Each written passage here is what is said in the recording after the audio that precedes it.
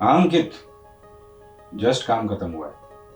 हाँ बस आ ही रहा हूँ, जस्ट।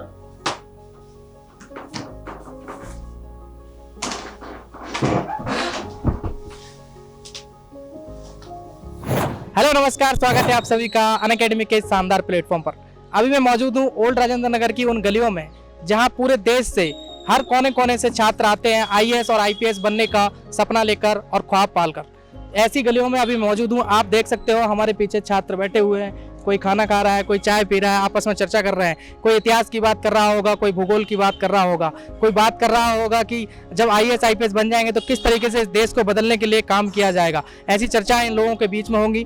तो इसी बीच में आज हम आए हैं एक ऐसी पर्सनैलिटी से बात करने के लिए। आज हमारे बीच ऐसी पर्सनैलिटी मौजूद रहेंगे जो कि यहाँ पर रह के उन्होंने तैयारी करी है और एक ऐसा समझ लीजिए कि एकदम फेल होने के बाद, जैसे कि उनके सारे अटेम्प्ट खत्म हो गए, दुर्भाग्यपूर्ण उनका फाइनल सिलेक्शन नहीं हुआ, उसके बाद उन्होंने अपनी जर्नी को फिर से स्टार्ट किया और आज अनअकैडमी पर टॉप एजुकेटर है पॉलिटी के। उनका नाम है मिस्टर अरविंद राजपुरोहित और वो इंडिया के अंदर बहुत फेमस हैं। पॉलिटी के अंदर काफ़ी सारे बच्चे उनको जानते हैं। तो आज उनकी जर्नी को हम शूट करने के लिए हम उनके ही जगह पर आए हैं जहाँ पर रह के उन्होंने तैयारी करी ओल्ड राजेंद्र नगर में। तो अभी सर आते ही होंगे, मैंने उनको कॉल कर दिया है, जस्ट वो होटल से निकलेंगे, वैसे ही हम सर से मिलते हैं और आगे की जर्नी को डिस्कस करते हैं। और हम शूट ही कर रहे हैं और सर हमें सामने दिख गए हैं, सर आ रहे हैं, तो सर से मिलते हैं और उनकी जर्नी को डिस्कस करेंगे, कुछ चाय वाय पियेंगे और बैठेंगे। हेलो सर, कैसे हो? बढ़िया सर, बढ़िया। आइए सर, बैठते हैं, चर्चा करते हैं, आपकी जर्नी को आज डिस्कस करेंगे, बच्चों के साथ शेयर करते हैं। सर एक बार हेलो बोल दीजिए सभी को। हेलो एवरीवन, कैसे हैं? सर आइए। इलायची वाली चाय मंगवाना यार। बिल्कुल। सर वैसे तो मैंने आपका इंट्रोडक्शन दे ही दिया है और बहुत सारे बच्चे आपको जानते हैं अच्छी तरीके से, लेकिन फिर भी मैं चाहूँगा आप अपनी तरफ से शॉर्ट इंट्रो अपना दे दीजिए। वैसे मेरे पिताजी और मेरे जो पूर्वज हैं वो राजस्थान से बिलोंग करते हैं, लेकिन मेरे पिताजी पुणे में शिफ्ट हो गए थे, तो वहीं पे पुणे में मेरी स्कूलिंग हुई, मेरे कॉलेज का ग्रेजुएशन भी वहीं पे हुआ और वहीं से मेरे इनिशियल कुछ अटेम्प्ट्स मैंने दिए हैं और बाद में फिर मैं दिल्ली से अपने अटेम्प्ट दिया। बचपन किस तरीके का रहा? जैसे कि जो नॉर्मल स्टूडेंट होते हैं 7th 8th 9th स्टैंडर्ड में, वो बहुत टॉप क्लास के स्टूडेंट होते हैं, तो उनको घर वाले पहले से बोलने लगते हैं, रिलेटिव्स बोलने लगते हैं ये तो आईएएस आईपीएस बनेगा। तो आपका बचपन किस तरीके का रहा, किस तरीके के स्टूडेंट थे आप? तो बेसिकली मैं भी 10th का टॉपर ही था हमारे स्कूल का, तो लेकिन टॉपर का लेना देना यूपीएससी से कुछ भी नहीं है। मतलब आप ऐसा नहीं बोल सकते हो कि जस्ट बिकॉज आप वहाँ पे टॉपर थे तो यहाँ पे टॉप। ठीक है, आपको एक पढ़ने की आदत होती है, आपको एक डिसिप्लिन होता है, लेकिन उसका मतलब ये नहीं कि आप यहाँ पे टॉप ही करोगे। देखिए होता क्या है कि बाकी जो ग्रेजुएशन की जो एग्जाम्स होती हैं उनमें आपके पास में कंटेंट फिक्स्ड होता है, उसी कंटेंट को आपको लिखना होता है और आप टॉपर बनते हो। यहाँ पर कंटेंट फिक्स नहीं है, डायनेमिक है और वो कंटेंट आपको लगभग 2-2 साल तक पढ़ना पड़ता है, तब जा करके आप जो है वो उसको उतार पाते हो। आंसर राइटिंग जैसी चीज़ स्किल से आती हैं, तो टॉपर का होना देना उससे कुछ फ़र्क नहीं पड़ता है। 2 चीज़ें मैटर करती हैं, क्या आपके अंदर में बैलेंस करने की क्षमता है और क्या आपके अंदर में परसिवरेंस है कि आप एक उद्देश्य की तरफ में काम कर सको। सर ये यूपीएससी का माइंड में कब आया? एकदम से तो यूपीएससी का ऐसा नहीं कि माइंड में आया और तैयारी शुरू कर दी। कब आपको ऐसा लगा कि अब मुझे तैयारी शुरू करनी चाहिए, या फिर पहले से आपका कोई इंस्पिरेशन रहा हो या फिर फैमिली बैकग्राउंड में कोई ऐसा सिविल सर्विस में हो? ऐसा कोई नहीं था और मेरे केस में कोई नहीं था, और इनफैक्ट मुझे तो एक 2012 तक पता भी नहीं था कि एग्जैक्टली क्या होता है। ये तो सब अन्ना हजारे की जो आंदोलन हुआ था उसके समय में थोड़ा बहुत मुझे पता चला और फिर मैंने अपना प्रिपरेशन वहाँ से शुरू किया था। मुझे सच में बहुत कम आइडिया थी इसके बारे में, बट जब अंदर घुसे तो पता चला यार ये तो बहुत बड़ा समुद्र है और ये बहुत बड़ी पावर आपको देता है, और वहाँ से फिर मैंने प्रिपरेशन अपना शुरू किया।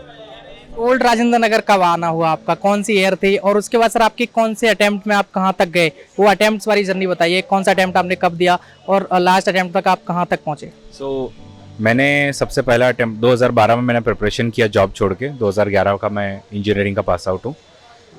1 साल सेमेंटेक में जॉब करने के बाद में मैंने 3 अटेम्प्ट पुणे से ही दिए, 2013, 14 और 15 के। लेकिन हर कोई मुझे कहता था यार एक बार ज़रा दिल्ली तो जा कर के आओ मे बी, और मैं इसलिए नहीं है कि हर कोई कह रहा था, लेकिन मैंने डिस्ट्रैक्शंस मेरे पुणे में बहुत बढ़ गए थे और मैं सिर्फ बहाने पे बहाने दिए जा रहा था। तो उन बहानों से दूर हटने के लिए फिर मैं दिल्ली में 2016 में आया। 2016, 2017 और 2018 के अटेम्प्ट मैंने दिल्ली से दिए। यही वो चाय की नुक्कड़ वाली जगह है जहाँ से मैंने हमेशा से यहाँ से चाय वगैरह पी है। मेरी एक फिक्स लाइब्रेरी भी है जहाँ पर अगर होगा तो हम वहाँ जाएंगे, अपने विद्यार्थियों से बात भी करेंगे। तो यहीं पे मेरा सारा समय जो बीता है।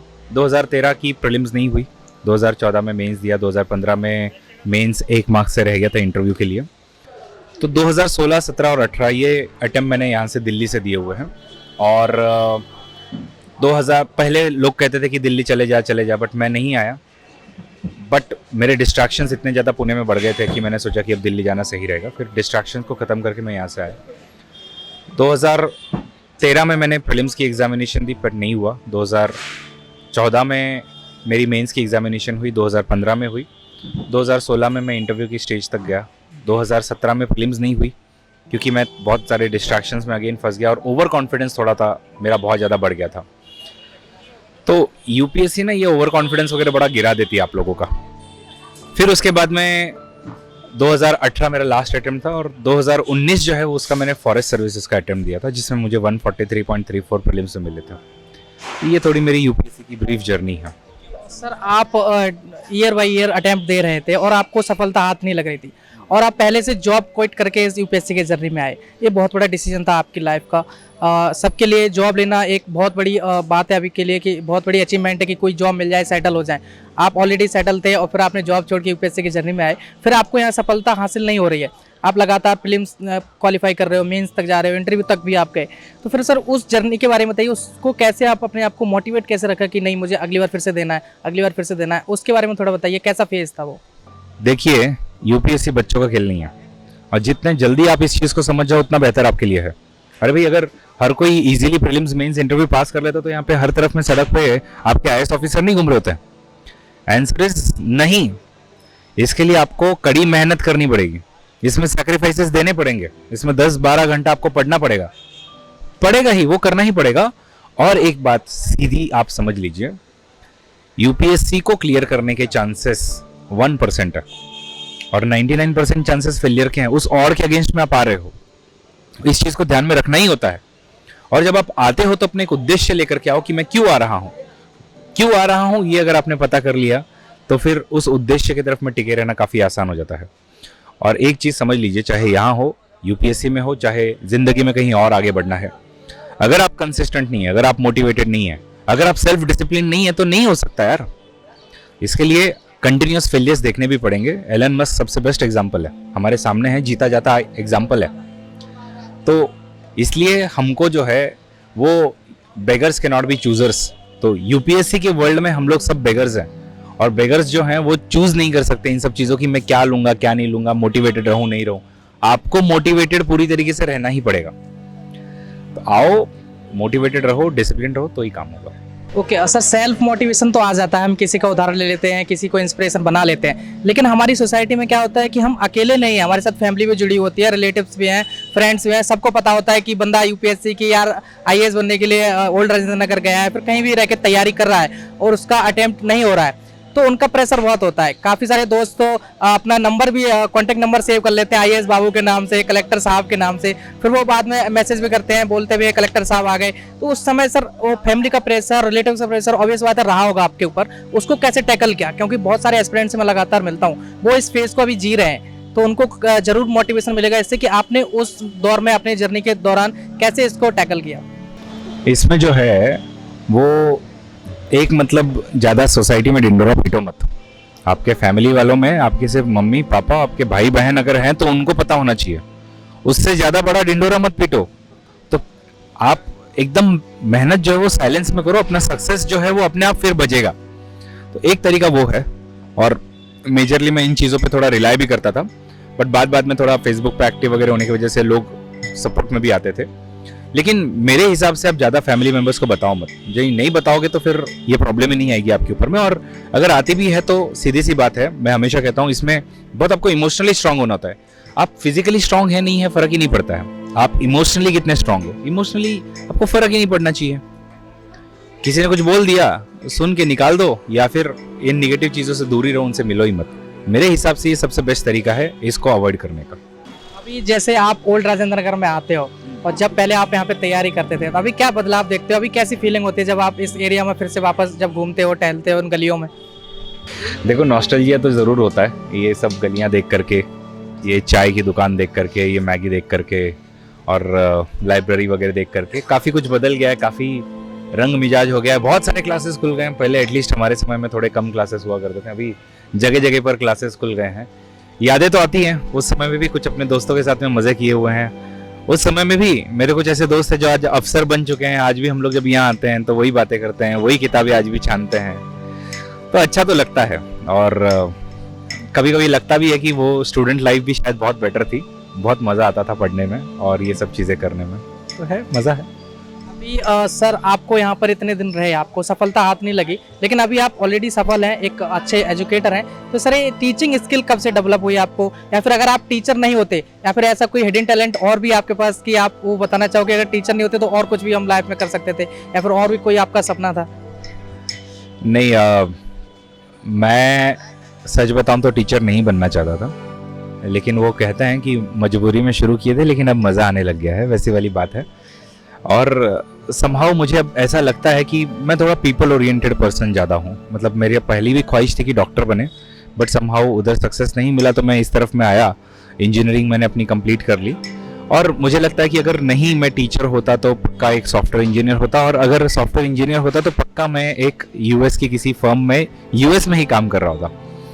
ये फिक्स्ड होता है, हमारे कॉलेज से ही ये एक ट्रेडिशन चला आता है कि सब लोग यूएस में शिफ्ट हो जाते हैं। मेरा भी मन हुआ था, हो सकता था मैं, लेकिन अच्छी बात यह है कि अब चलिए अपने देश के लिए कुछ करने का मौका मिल रहा है। और सबसे बेहतर बात यह है कि भावी जो हमारे ऑफिसर हैं उनको गढ़ने का और उनको सही दिशा देने का काम मैं कर पा रहा हूँ, तो इससे बड़ी प्राउड फीलिंग और कोई नहीं हो सकती है। सर अभी आपने जिक्र किया था दोस्तों का, जब मुखर्जी नगर या फिर करोल बाग या फिर ओल्ड राजेंद्र नगर आते हैं तो दोस्त भी बनते हैं काफ़ी। यहाँ पर रिलेशनशिप भी होते हैं, जो लव रिलेशनशिप, आपके महिला मित्र बनते हैं, आपके गर्लफ्रेंड्स बनते हैं। तो क्या है, बहुत सारे एस्पिरेंट्स उनमें फंस के अपना उनका डिस्ट्रैक्शन होता है उन्हें, और अपनी तैयारी को भटक जाते हैं, अपने गोल से भटक जाते हैं। आपका भी ऐसा कोई लव हुआ हो? पहली बार लव तो सबको ही होता है, और यहाँ पर आके आप इतने दिनों रहे, तो ऐसी कोई स्टोरी, ऐसी कोई मेमोरी आपकी हो, या फिर उसमें कोई संदेश आप देना चाहते हो कि एस्पिरेंट्स किस तरीके से उस चीज़ से बच सकते हैं, या फिर उसको कैसे पॉजिटिव ले सकते हैं? 2016 में मैं इंगेज था, ऑलरेडी मेरी सगाई हो चुकी थी, तो मेरे लिए तो ये इशू आया ही नहीं कि 2016 में क्या होना है। बट मेरा मानना है कि अगेन मैं भले ही इंगेज था, मेरी भले ही शादी हो गई थी, बट मैंने अपने जो वाइफ हैं रीना, उनको मैंने एकदम क्लियरली बोला था, और वो भी इस चीज़ को सपोर्ट करती थी कि ये लक्ष्य बहुत बड़ा है। इसमें हम छोटी छोटी झगड़े, हम लोग छोटी छोटी बातें कि आपने मुझे कॉल नहीं किया और मैंने आपसे बात की नहीं की, वो चीज़ों का फ़र्क ही नहीं पड़ता था हम दोनों को, कि लक्ष्य जो है उस पर ध्यान दो, और एक बार लक्ष्य की पूर्ति हो जाए ना तो ये सब बातें करनी है, ज़िंदगी भर साथ में ही रहना है, करना ही है। तो मुझे कहना है कि अगर आप रिलेशनशिप में जाते हो तो जाइए यार, उस समय के हार्मोन्स आपके उसी तरीके के होते हैं, लेकिन वो कभी भी टॉक्सिक ना हो, या वो कभी भी आपको मुझे टाइम नहीं दे रहे हो, मुझे ये नहीं हो रहा, मेरा वो नहीं हो रहा। साथ में रह करके एक दूसरे के पूरक बन रहे हो, कॉम्प्लीमेंट्री बन रहे हो तो बहुत अच्छा है। बट अगर टॉक्सिक में जा रहे हो, टाइम वेस्ट हो रहा है, तो it is better to come out of it.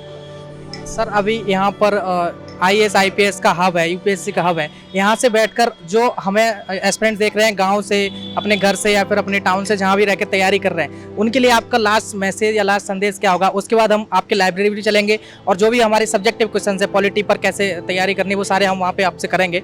तो उनके लिए सर क्या मैसेज होगा आपका? यहाँ आना चाहिए, आना कितना सही है, और नहीं आओगे तो क्या क्या आप मुश्किल हासिल करोगे अपनी उस जर्नी में? UPSC या तो करो मत, और अगर कर रहे हो तो 100% करो। ट्राई वाई कुछ होता नहीं है, जो ट्राई करने आते हैं वो फेल ही होने वाले हैं। तो अगर आप सेल्फ मोटिवेटेड हो, अगर आपको लगता है कि मुझे करना ही है और एक बड़े गोल के लिए करना है, एक समाज की सर्विस के लिए करना है, फेम अगर आपका अगेन एक मोटिव है तो चलेगा। अगर आप ये करना चाहते हो तो 100% इन हो करके आइए। और मैं जो भी हमारे नए जो ऑफिसर्स बनने की इच्छा रखते हैं उन सबको बस एक ही बात बोलूँगा, अगर आप UPSC में आना चाहते हैं ना तो ईगल जैसे आइए। ईगल की 5 क्वालिटीज़ होती हैं जिनको अगर आप ध्यान में रख करके अगर UPSC क्लियर करने जाओ तो बहुत आसानी से हो सकती है थोड़ी। एक मतलब ईगल जो है उसका विजन जो है बहुत स्ट्रांग होता है। आप देखोगे उसको 2 किलोमीटर दूर से जब वो हवा में होता है तो उसको अपना शिकार दिखाई देता है। उसी तरीके से आपका विजन बहुत एकदम क्लियर होना चाहिए कि मुझे UPSC करनी है और मुझे इसी तरीके से करनी है, यही पढ़ना है, इसके अलावा ये डिस्ट्रैक्शन नहीं चाहिए, वो डिस्ट्रैक्शन नहीं चाहिए। बीच में हज़ारों डिस्ट्रैक्शन अगर आ भी रहे हो तो भी आपका विजन क्लियर होना चाहिए कि आप अपने शिकार को पकड़े। दूसरी बात, मुसीबतें लाइफ के पार्ट हैं, वो आने ही वाली हैं, आज नहीं तो कल आएंगी। किसी की कुछ मुसीबत है, किसी की कुछ मुसीबत है, लेकिन ईगल के लाइफ में जब बारिश आती है तो वो आसमान के बादलों के नीचे नहीं उड़ता है, वो बादलों के ऊपर चले जाता है, तो उसको बारिश ही नहीं लगेगी। तो आपका भी काम होना चाहिए कि इन सब चीज़ों से, छोटी छोटी इश्यूज से बहुत परे हो जाओ। मेस का खाना अच्छा नहीं है, रूम में ये है, उधर ये हो रहा है, अरे ये सब छोटी चीज़ें हैं, बड़ी चीज़ें होनी चाहिए। अभी रशिया यूक्रेन वॉर से इंडिया पर क्या असर होने वाला है, ये आपके दिमाग में आना चाहिए, रादर देन कि मेस का खाना गंदा है। ये सब सेकेंडरी चीज़ें हैं, इतना ज़्यादा सोचो मत। खाना है, कैलोरीज लेनी है, ले लो, बात खत्म। तीसरी जो चीज़ है ईगल की, वो ये है कि वो कभी मरी हुई चीज़ नहीं खाता है, उसको फ्रेश चीज़ चाहिए होती है। तो अपने भी पास्ट में कुछ आपकी गलतियां होंगी, उनको बार बार दोहराओ मत। जो गड़े हुए मुर्दे उनको उखाड़ो मत। फ्रेश, आगे मैं ये गलतियां नहीं करूंगा और बस नई लाइफ की तरफ चलो। प्रीलिम्स 4 बार फेल हो चुके हो, लेकिन अगली बार भी फेल हो जाऊंगा ऐसे जरूरी नहीं है। हर बार नए कॉन्फिडेंस के साथ में जाइए। अगला जो ईगल का एक मेन पार्ट है वो है, या मेन फीचर है, वो ये है कि वो कभी भी अपना घोंसला उसका देखोगे ना, वो एकदम कंफर्टेबल नहीं बनाता है, एकदम कड़ी कड़ी लकड़ियों से बनाता है। वो कभी कंफर्ट जोन में नहीं रहता है। और यूपीएससी में भी इस चीज को समझ लीजिए, आप अपने कंफर्ट जोन से बाहर आओगे तो ही यूपीएससी क्लियर कर पाओगे। और सही समय पर सही सैक्रिफाइसेस करने आने चाहिए, तो यूपीएससी जरूर जरूर जरूर क्लियर होगी। यही मेरा आप सबके लिए एक फाइनल संदेश है, बाज बनो, तोता नहीं। ओके सर, काफ़ी वेट करवा दिया, आपकी मैगी ठंडी हो रही है। अभी दोस्तों हम मैगी फिनिश करते हैं, फिर सर की लाइब्रेरी चलेंगे, वहाँ भी इंटरेस्टिंग सवाल करने वाले हैं हम, और सर के छात्रों से भी मिलेंगे जो काफ़ी वेट कर रहे हैं सर का। तो वहाँ पे जाके देखते हैं क्या होने वाला है। तब तक हम मैगी फिनिश करते हैं।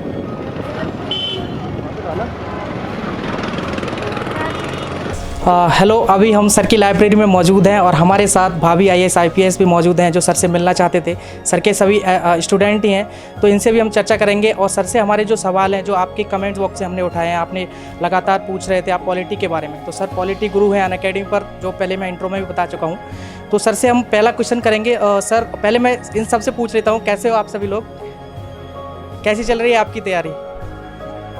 लेकिन इस सब की शुरुआत होती है मोटिवेशन से, जो अंदर आग होती है। जब नया एस्पिरेंट्स यहाँ पे ओल्ड राजेंद्र नगर या फिर मुखर्जी नगर कहीं भी आता है, तो शुरुआत में जो आग लेके आता है वो धीरे धीरे कम होती जाती है, कहने का मतलब बुझती जाती है। और जो उसकी कंसिस्टेंसी होती है शुरुआत में, जो 8 घंटे 10 घंटे पड़ता है, और यहाँ का माहौल भी थोड़ा ऐसा है, दोस्त यार भी बनते हैं, फ्रेंडशिप भी होती है, तो उसमें कहीं ना कहीं उसका टाइम जाने लगता है। तो सर वो कंसिस्टेंसी को कैसे मेंटेन करें, और आप अपने अनुभव से बताइए, जो कि आपने यहाँ पर रह के तैयारी करी, आपकी भी कोई ऐसी दिलचस्प यहाँ की यादें हों, कुछ ऐसी बातें हों, तो उस कंसिस्टेंसी को कैसे मेंटेन करते थे आप उस टाइम पे। और आप लाइब्रेरी में अभी हम बैठे हैं, तो लाइब्रेरी का क्या रूटीन रहता था, कितने घंटे आप लाइब्रेरी में देते थे?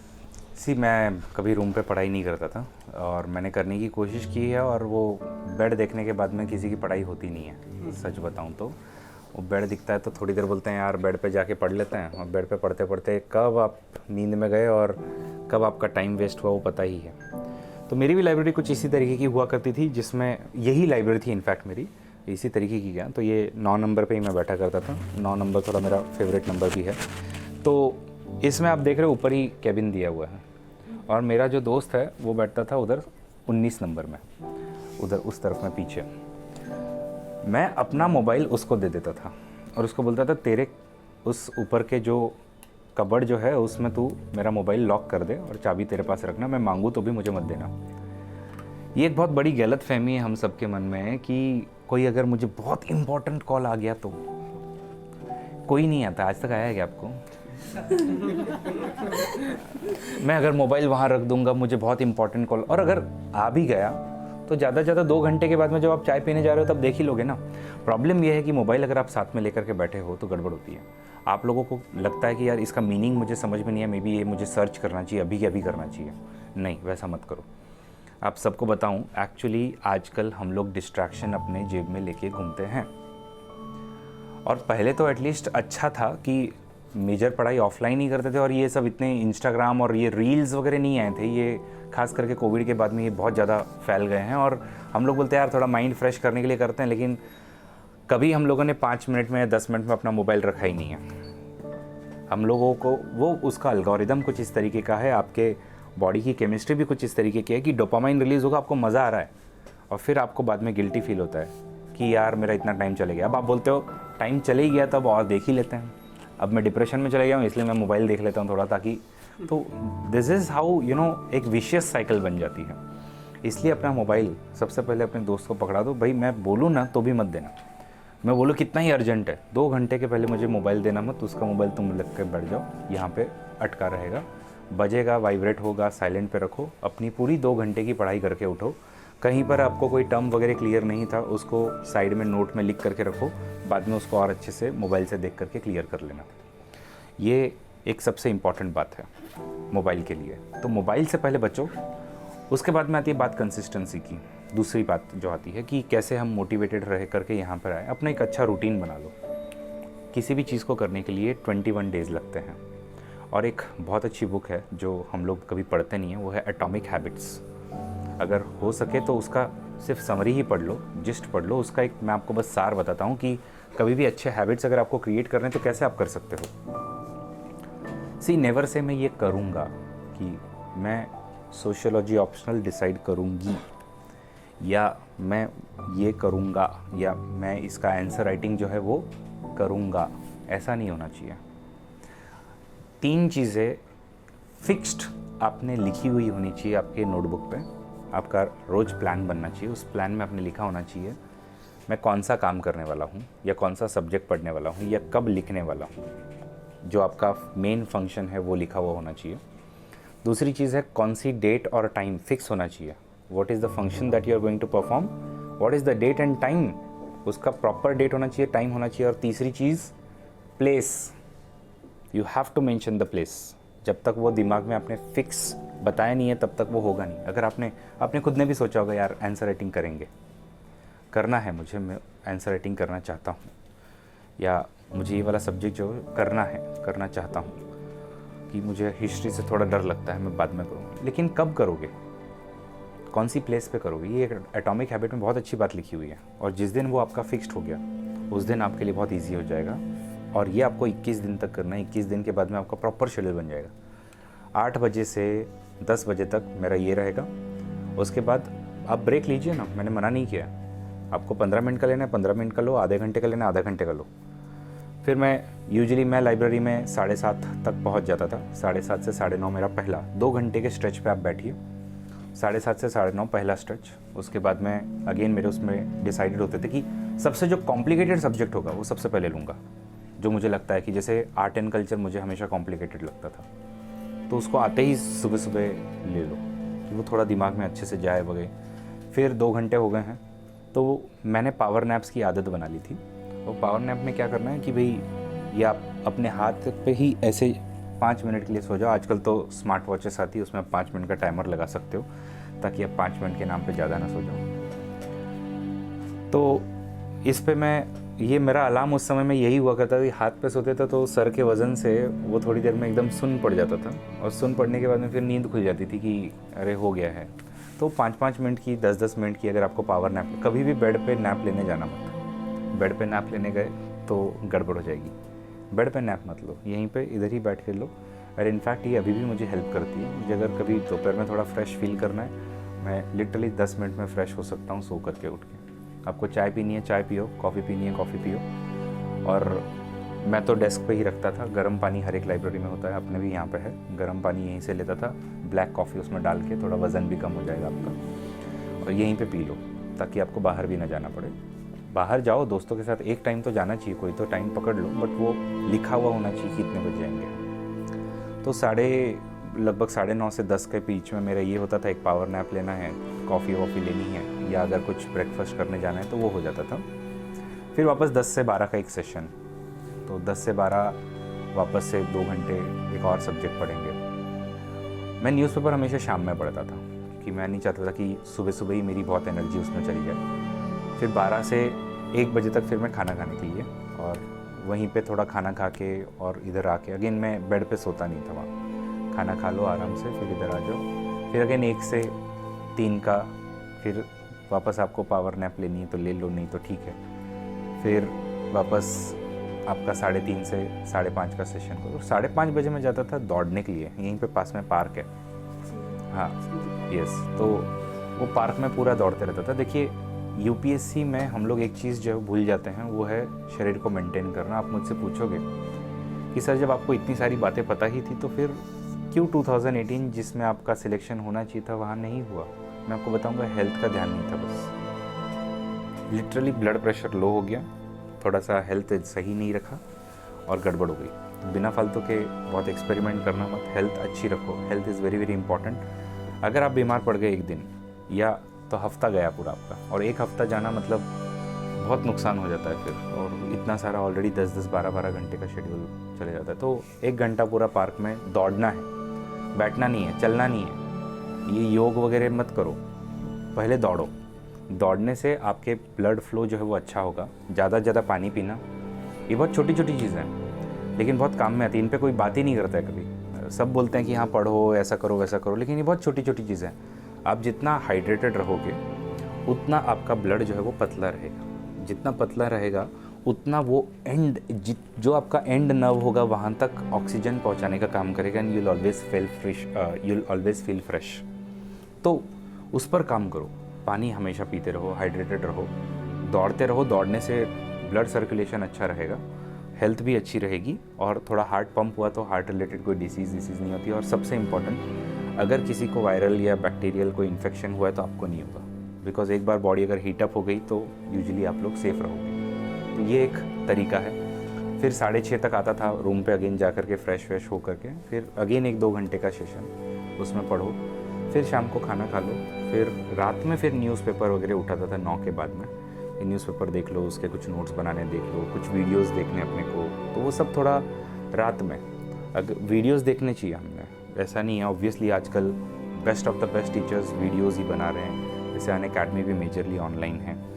तो अगर आपको वो करना ही है तो दोपहर में जब है आपका कोई लाइव लेक्चर चल रहा है उस समय में आप उसको अटेंड करिए, और हो सके तो रात में ज़्यादा देखने की कोशिश करो, या रात में देखिए, क्योंकि उस समय में थोड़ा एकदम सारा माहौल जो है शांत होता है। फिर अपना टाइम पे सो जाओ। मिनिमम 6.5 घंटे नींद होनी चाहिए, उससे कम लेने की ज़रूरत नहीं है। फिर बाद में अगेन प्रॉब्लम्स होती है। 6.5 घंटे तक की नींद लो आराम से, कोई बात नहीं, कोई इशू नहीं। और एक बहुत इंपॉर्टेंट बात आपको मैं बताना चाहूँगा। लोगों को लगता है कि यूपीएससी जो है वो एक नॉलेज की एग्ज़ाम है, बट नो, यूपीएससी एक पर्सनालिटी टेस्ट की एग्जामिनेशन है। See, we are here to test you कि what kind of personality do you have. Do you bow down to pressure? Can you handle multiple things at a single time? कल आपके साथ यही होना है ना। यहाँ पे डिस्ट्रिक्ट में दंगे चल रहे हैं, आप थोड़ी ना अरे क्या चल रहा है, और नहीं करोगे। आपको फर्म रहना पड़ेगा। लाइफ में आपके भी ऐसा होगा कि कोई चीज़ नहीं करी है, उसको आपको फर्मली डिसीजन लेनी पड़ेगी। आप डिस्ट्रिक्ट कलेक्टर हो, रेवेन्यू मैटर्स भी आपको संभालने हैं, हेल्थ मैटर्स भी आपको संभालने हैं, एजुकेशन मैटर भी आपको संभालने हैं। कोई आ रहा है तो प्रोटोकॉल्स आपको देखने हैं। उसके बाद में अगर कहीं कुछ, जैसे अभी मोरबी ब्रिज की जो ट्रेजेडी हुई है, वो ट्रेजेडी वगैरह अगर कुछ हो गई तो वो भी सब आपको संभालना है। ये सब कैसे करोगे? ये मिनिस्टर बोल रहा है मेरी रिपोर्ट भेजो, वो मिनिस्टर बोल रहा है मेरे डिपार्टमेंट की रिपोर्ट भेजो। कोई क्या हुआ तुम्हारे यहाँ पे एमएसएमई का क्या हुआ, तुम्हारे यहाँ पे लोन का क्या चल रहा है, तुम्हारे यहाँ पे नई जो इन्वेस्टमेंट आने वाली थी उसका क्या हुआ, इन सब का क्या करोगे? तो ये सब चीज़ें आपको हैंडल करनी एक साथ में। वही आपके सब्जेक्ट्स हैं। आपका पॉलिटी चल रहा है तो आपको हिस्ट्री का टेंशन आता है, हिस्ट्री चल रहा है तो ज्योग्राफी भूल रहे हो, ज्योग्राफी चल रहा है तो फिर इकोनॉमी भूल रहे हो। सब भूलने वाला है, हम लोग सब भूलने वाला है। बट उसका ये लोड मत लो कि यार मेरा क्या होगा। अरे भाई, हर कोई भूलने वाला, रिवीजन तुमको करना ही पड़ेगा। ये तुम्हारे पर्सनालिटी में है क्या? Are you a person who can manage their emotion?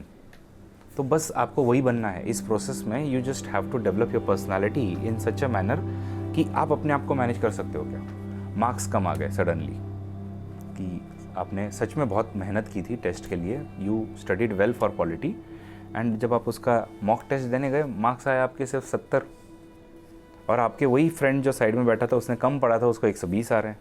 But आप टेंशन में हो, यार इसने ऐसा क्या कर दिया और मैंने ऐसा क्या कर दिया। तो अगेन डीमोटिवेट मत हो जाओ।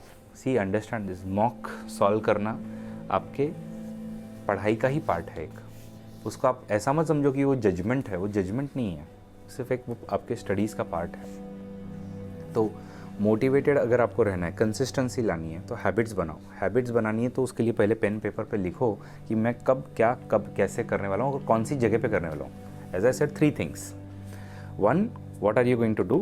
2, what is the date and time? And 3, the place. You must know कि मैं 9 नंबर पे बैठ करके लिख रहा हूँ, टेस्ट लिखने वाला हूँ ना, जैसे हम लोग यूजुअली मॉक टेस्ट खुद के ही लिखते हैं ना, सब लोग तो कोई मॉक लगाते नहीं है। मॉक लिख भी रहे हो प्रीलिम्स का, भी प्रीलिम्स आने ही वाली है आपकी, प्रीलिम्स का मॉक लिख रहे हो ना, तो आपका लिखा होना चाहिए कि संडे के दिन 12 बजे मैं मॉक लिखने वाला हूँ। और उसको हो सके तो थोड़े यूपीएससी के टाइम्स में ही लीजिए मॉक, 9:30 से 11:30, 2:30 से 4:30 ऐसा। तो ये कंसिस्टेंसी अगर आपकी बन गई तो फिर कोई दिक्कत ही नहीं रही। ओके, काफ़ी बेसब्री से इंतज़ार कर रहे हैं आप सभी लोग। अभी थोड़ा और इंतज़ार करिए, अपने क्वेश्चंस प्रिपेयर करके रखिए। एक क्वेश्चन और है सर से हमारा। सर, आपका इतना लंबा पीरियड रहा तैयारी का, तो इस जर्नी से जैसा कि अभी आपने एक मिस्टेक बताई कि हेल्थ पर ध्यान देना है, आपका 2018 का जो एग्ज़ाम था वो हेल्थ की वजह से मिस हो गया। तो सर, ऐसी नंबर ऑफ़ मिस्टेक्स आप गिनाना चाहो आपकी इस इतनी बड़ी जर्नी है वहाँ से, या फिर अभी तक आप पढ़ाने का भी आपको इतना एक्सपीरियंस हो गया, अभी जो नोटिस कर रहे हो आप एस्पिरेंट्स में, तो क्या वो नंबर ऑफ़ मिस्टेक्स होंगी जो जिनसे बचना है अभी के जो एस्पिरेंट्स हैं तैयारी कर रहे हैं? मैं बताता हूँ आपको, एकदम सच सच बताऊँगा। और मुझे ये चीज़ थोड़ी बाद में पता चली कि अपने आप को आईना दिखाते चलो, मैंने नहीं दिखाया। थोड़ा सा मैं अपने साथ में झूठ बोल रहा था कि हाँ मैं सही तरीके से पढ़ रहा हूँ, जबकि होता यही था। पढ़ने बैठते थे, देखो क्या होता है, हम सब क्या करते हैं, आपका सबने क्लास तो लगाया ही होता है, मैंने भी लगाया हुआ था। क्लास में चल रहा है टॉपिक, लेकिन वो मेरे वापस पढ़ाई में नहीं चल रहा है ना। क्लास में अगर आज आप लोगों ने पॉलिटी में अगर फंडामेंटल राइट्स के बारे में सीखा है, तो वो आपने पढ़ा है क्या उसको, उस बुक में से आपने उसके PYQs करने की कोशिश की है क्या, आपने उस पर आंसर राइटिंग करने की कोशिश की है क्या, ये सोचा है क्या? एटलीस्ट नहीं की तो भी सोचा है क्या? नहीं। हम लोग क्या करते, क्लास में सिखा दिया, आई एम डन, मैंने अपने उधर ही नोट्स बना लिए, न्यूज़पेपर लेकर के बैठ जाता था 4-4, 5-5 घंटे। सुबह न्यूज़पेपर ले लेते थे 9:30 बजे हाथ में, फिर उसमें वो मतलब डिस्ट्रैक्शंस हुए, दोस्त लेकर के चले गए, हो गया ख़त्म फिर खेल। तो पहले अटैम्प्ट में अपने आप को मिरर नहीं दिखा, और ये झूठी तसल्ली देते रहना कि हाँ मेरा सब सही चल रहा है, नहीं चल रहा है। समझ के लो, कम से कम 10 घंटे पढ़ना है, और रात को 9-10 बजे आप थक जाते हो, एकदम थकान महसूस होनी चाहिए पढ़ के। अगर आप फ्रेश सो रहे हो ना, सपने में भी आपको वही चल रहा होता है कि हाँ पॉलिटिकल ये था, सपने में भी वही चलता है। वैसा थोड़ा लेवल का जो है वो आपको डेडिकेशन रखना पड़ेगा एक कुछ समय के लिए। देखो, आप सब ने कभी ना कभी पहला प्यार ज़रूर किया होगा, और वो पहला प्यार आप सबको याद भी आ रहा होगा कि जब भी आपको पहला प्यार होता है तो हर घड़ी हर पल बस वही याद आती है या आता है। ठीक है, हर तरफ में आपके पास वही याद आता है, यार उसने ऐसा किया था, उसने मुझे ऐसे टच किया था, वही याद आता है। बस उसी तरीके से ना, वो पहले प्रेम की तरह आप यूपीएससी की इर्द गिर्द में बाकी चीज़ें डालिए। मेन फोकस जब आपका यूपीएससी होना चाहिए, उसके इर्द गिर्द में जो है वो आप चीज़ों को डालिए, तो जो है वो आप काम कर पाओगे। तो कंसिस्टेंसी इस तरीके से मेंटेन रखो। मैं कंसिस्टेंट नहीं था, झूठ बोलते रहता था अपने आप को कि हाँ मैंने आज 10 घंटे पढ़ लिया है। 4 घंटे तुम न्यूज़पेपर लेके बैठे थे, तुम 2 घंटे के लिए मोबाइल पे चले गए, तो उधर से तुम कुछ का कुछ ही देखने लग गए, और कभी वो ज़्यादा मोटिवेशनल वीडियोज़ ही देखते रहते हो। अरे भाई, इतना मोटिवेशन लेके करोगे क्या यार, उतारो उसको। तो सोच मत, साकार कर। ज़्यादा सोचने पे नहीं, साकार करने पे काम करो। उस पर थोड़ा सा फोकस अपने को करने की ज़रूरत है, वो एक नहीं किया। दूसरा, आंसर राइटिंग मैंने लिटरली किया ही नहीं, मुझे बहुत डर लगता था, मैंने नहीं किया उसको। तो कहीं ना कहीं वो फिर आपको फेस करना ही पड़ता है। अब मुझे बताइए, हम सब लोग फाइनल लिस्ट में कब होंगे? जब आपने प्रीलिम्स, मेंस, इंटरव्यू तीनों पास किया है, तब। सिर्फ पढ़ के पास होंगे क्या प्रीलिम्स पास हो भी गए तो भी, मैंने 5 बार प्रीलिम्स पास की है, क्या हुआ? कुछ नहीं होगा। मेंस में जितना लिखोगे, उधर से जब तक आपको इंटरव्यू कॉल नहीं आता, इंटरव्यू में अगर आप जब तक अच्छे से प्रेजेंट नहीं करते हो, तब तक आप फाइनल लिस्ट में नहीं हो। इस चीज़ को समझना पड़ेगा। तो डरना ही क्यों है, जब आपको पता ही आपको ये करना ही है। तो आप बोल रहे हो सर मुझे तैरना सीखना है, तो स्विमिंग पूल में उतरना पड़ेगा। नहीं, अगर मैं मर गया या मर गई तो तुमको जाना तो पड़ेगा ही ना। छोटी छोटी जगह पे पहले टेस्टिंग करो। गंदा आंसर सबसे पहले लिखते हो ना, अगर आप परफेक्ट आंसर पहली बार ही लिखोगे ना, तो आप ओवर कॉन्फिडेंट हो जाओगे। घटिया आंसर लिखो, मार्क्स ही नहीं देने चाहिए, लेकिन उसका डिप्रेशन मत लो, उसको सुधारो, उसको इम्प्रूव करो। Every time you just have to think कि कैसे इम्प्रूव कर सकते हैं इसको। तो वो आपके ऊपर होना चाहिए। अभी आप अपने ऊपर ही काम करने वाले हो कि मैं मेरे ऊपर काम कर रहा हूँ या कर रही हूँ, वो चीज़ होनी चाहिए। आंसर राइटिंग करनी चाहिए, कंसिस्टेंसी रखनी चाहिए, हेल्थ रखनी चाहिए। अननेसेसरी रिलेशनशिप के चुचलों में पड़ो मत, टॉक्सिक रिलेशंस अगर आपके हैं तो बाहर निकलो, मेरे नहीं थे, बट फिर भी अगर टाइम कंज्यूमिंग है तो मत रहो उन सब में, ठीक है। और थोड़ा दोस्त के साथ मटर गश्ती, थोड़ा सा 2 घंटा ही तो जा रहे हैं, उतना मत करो। आपको हफ्ते में एक दिन डिसाइड करो, संडे के दिन। संडे के दिन अगर आपको पूरे दिन में 6 घंटे 7 घंटे देने हैं ना, मस्त मस्ती के लिए, मूवीज़ के लिए बिल्कुल दे सकते हो, बट बीच में ये सब मत करो। और अपने आप को हमेशा आईना दिखाते रहो। You should be your own जज कि am I doing this correctly और I am just lying to myself and also to parents. वो मत होने देना। ये मेरी कुछ गलतियाँ हैं जिनसे मैंने फाइनली जा कर के सीखा कि ये नहीं करनी चाहिए थी। पहले किसी ने थोड़ा ढंग से बता दिया तो हो जाता था। ओके, तो सर आपने अपनी गलतियां बता दी। अभी हम आप लोगों को चांस देते हैं कि आपके जो भी डाउट हैं, आप अपनी तैयारी में जो भी प्रॉब्लम फेस कर रहे हो, वो सर आपके सामने है। आप भाग्यशाली हो कि आपको ये मौका मिला है कि सर चलकर आपके पास आए हैं, लाइब्रेरी में आए हैं। तो जब भी आप क्वेश्चन पूछोगे तो सबसे पहले अपना नाम बताना और फिर आपका अटैम्प्ट कब होने वाला है सीरियस। अगर आप दे चुके हो तो बताना कौन सा अटैम्प्ट देने वाले हो, उसके बाद आप अपना क्वेश्चन पूछना है। तो पहले कौन क्वेश्चन पूछने वाला है? ओके। मेरा नाम सियाराम गुजर है और जो मेरा पहला अटैम्प्ट है वो 2023 में देने वाला हूँ। मेरा सर से क्वेश्चन यही है कि जो आपका लास्ट वाला अटैम्प्ट था ना, उसमें आप मतलब फेल कैसे हुए, वो थोड़ा जर्नी बताओ।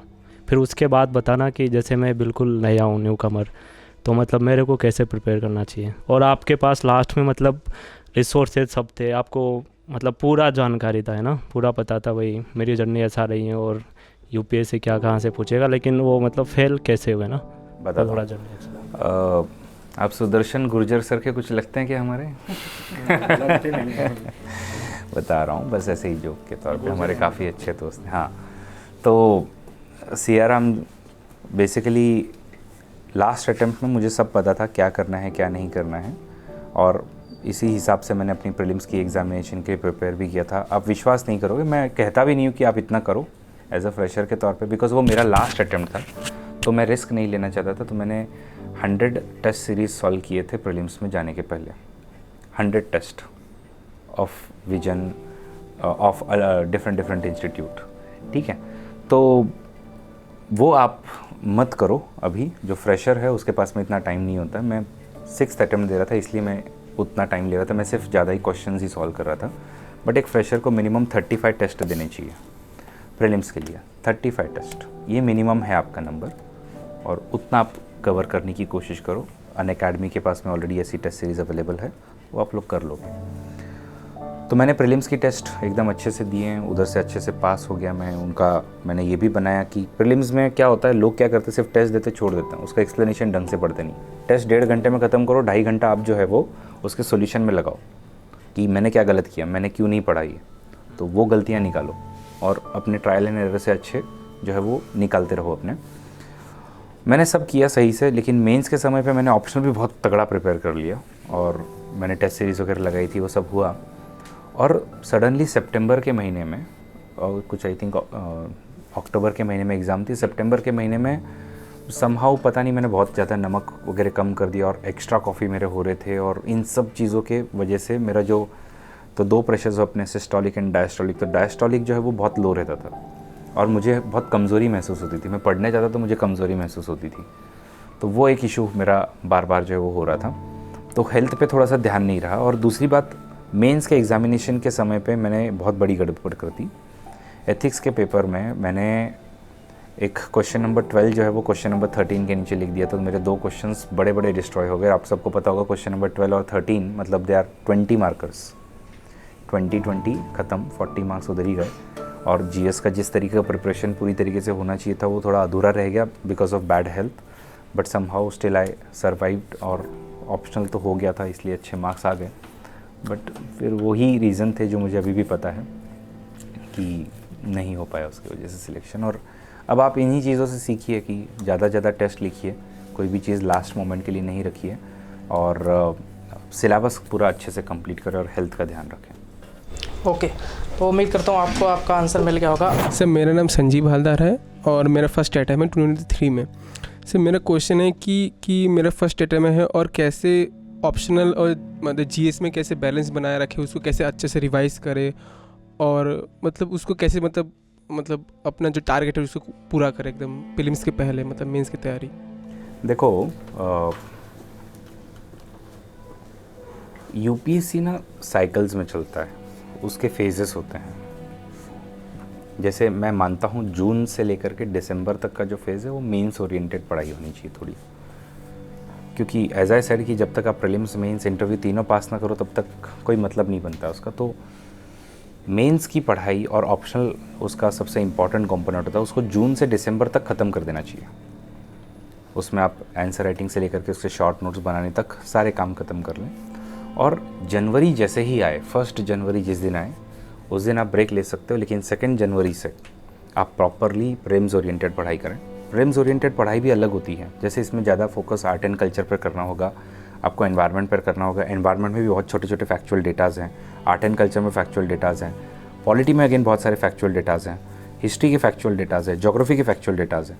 जैसे कॉटन है वो कौन सी मिट्टी में उग रहा है, उसको कितना टेम्परेचर चाहिए, टी है उसको कितना टेम्परेचर चाहिए, और ये सब चीज़ें दी हुई है, कौन से रीजन में ग्रो हो रहा है, ब्लैक सॉइल कहाँ है, लैटराइट सॉइल कहाँ है, ये सब छोटी छोटी चीज़ें हैं।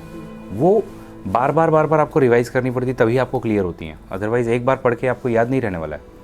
तो इसलिए अपना ऑप्शनल दिसंबर के पहले ख़त्म करें, और तब तक दिसंबर तक जो है वो फोकस मेजर ऑप्शनल पर रखें। जीएस थोड़ा सा पीछे अगर हो जाए तो भी चलेगा, लेकिन जैसे ही जनवरी शुरू हो जाए जीएस ही जीएस करना है। ऑप्शनल को अब सीधा आपकी प्रीलिम्स की एग्जामिनेशन के बाद हाथ लगाओ।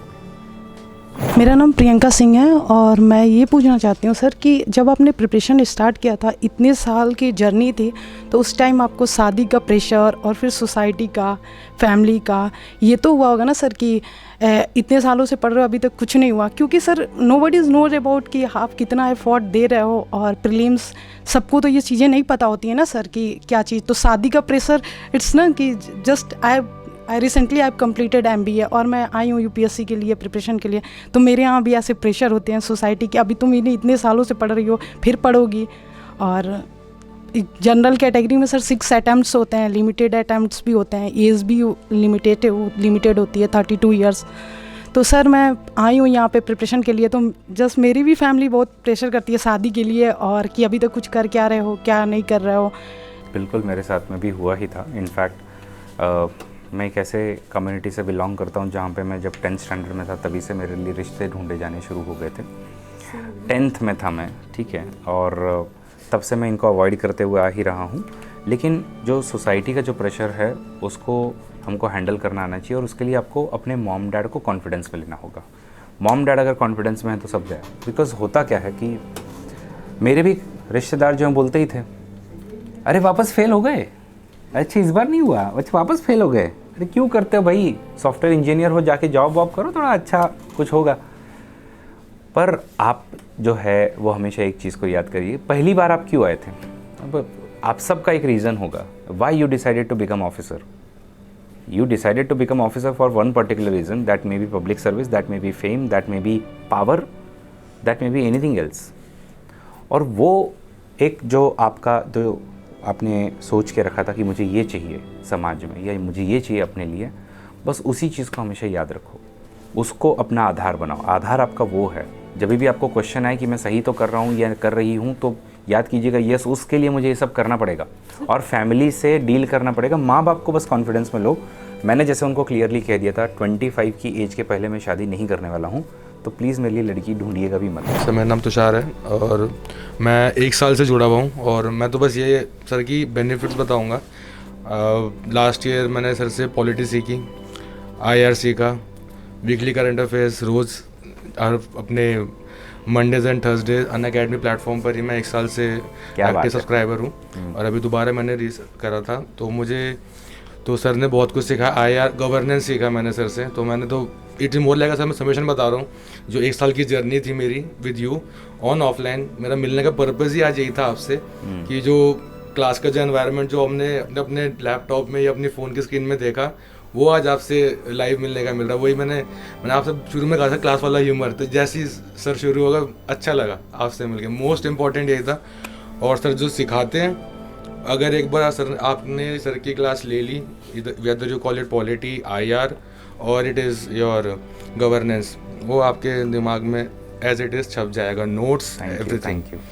तो मैं तो सर के बस इसीलिए thank you so much sir Unacademy platform के लिए भी, क्योंकि कुछ रीजंस थे तो मैं जिस वजह से अन अकेडमी प्लेटफॉर्म पर आया and I am fortunate enough that I got to meet sir on online platform and then आज फाइनली अब हम लाइव मिल पाए आपसे। ओके अभी इसको एंड करते हैं। आई थिंक सर सभी लोग सर को थैंक यू बोलेंगे तालियों के साथ, क्योंकि सर आपके लिए वहाँ से चलकर आए हैं। तालियों के साथ एक बार जरूर थैंक यू सर, आपने अपना इतना कीमती समय दिया और आपने अपनी लाइफ जर्नी हम सब के साथ साझा करी। सर को मैंने बिल्कुल लास्ट मोमेंट पे बोला था, सर दिल्ली में आए हुए थे कि सर क्यों ना आपकी जर्नी को हम ओल्ड राजेंद्र नगर में शेयर करें और जो स्टूडेंट्स आपके हैं पढ़ते हैं आपसे तो उनसे आपको रूबरू करवाएं। तो सर ने इसको बिल्कुल बोला कि चलो अंकित करते हैं ऐसा। तो बहुत बहुत धन्यवाद सर। इस वीडियो को यहीं एंड करते हैं और माफ़ी चाहूँगा कि सर की जर्नी को, जो सर की बहुत अच्छी जर्नी है जिससे आप बहुत कुछ सीख सकते हो, उसको हमने यहाँ पे शूट नहीं किया है, आपको अभी नहीं मालूम है, लेकिन इस वीडियो को आप अनअकैडमी के ऑफिशियल पेज पर आएगी। जब भी आएगी तो आप मोटिवेशन फैक्ट्री को सब्सक्राइब करके रखना, वहाँ पे ट्रेलर आपको मिल जाएगा या फिर अनअकैडमी पर आपको नोटिफिकेशन मिल जाएगा। वहाँ आप वहाँ जो वीडियो आएगा वो देख सकते हो, आप अपने आप को भी देख सकते हो कैसे दिखते हो कैमरे पे। ओके तो अभी यहीं एंड करते हैं इसको। थैंक यू सो मच आप सभी का भी कि आपने अपना कीमती समय हमको दिया। Thank you. Unacademy. Let's crack it.